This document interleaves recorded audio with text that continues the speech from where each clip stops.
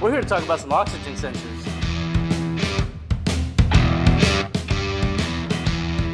An oxygen sensor in a vehicle is a fuel and emissions diagnostic sensor that tracks the amount of oxygen in your exhaust. It's important to measure the air-to-fuel ratio in your exhaust because too much fuel could cause a problem and a foul smell, and not enough fuel could cause a lot of drivability issues. So most cars have oxygen sensors. Your electric vehicles will not have an oxygen sensor. So there's several symptoms that can be going on if you have a bad oxygen sensor that requires replacement. The first one would be that you actually have an engine light on, what we commonly call a malfunction indicator lamp. Everyone calls it the engine light. It might say check engine, it might be illuminated, but that'll be on. Another thing is you might smell really rich fuel fumes coming from the exhaust, or it might smell like rotten eggs. Also, what you're going to see is a noticeable decrease in your fuel economy, your gas mileage. So you definitely do not want to ignore your check engine light. So if your check engine light comes on for an oxygen sensor, it's always best to go ahead and get it replaced. So your typical oxygen sensor on a vehicle can last 60 to 90,000 miles. It really just depends on the quality of the manufacturer and the quality of the part.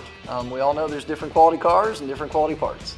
So the reason why you want to get your oxygen sensor professionally replaced is you could probably replace the wrong oxygen sensor.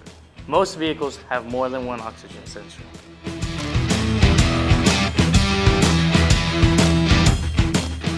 So here we have a vehicle with the check engine light.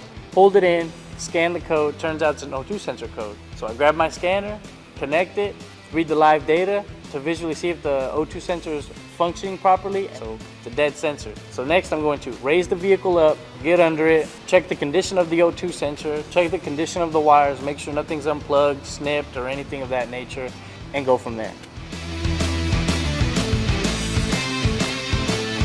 So now I'm going to check the condition of the O2 sensors and make sure that the wires aren't broken or it's disconnected for some reason. And once I verify that all that's okay and the wires aren't destroyed, I'll use my tool to be able to take the O2 sensor off and check the condition of the O2 sensor from the inside. So this is a special O2 sensor socket. It has a slit here to be able to have the wire go right through, and it's deep enough to be able to sit right over the O2 sensor to be able to unscrew it without having to cut the wires.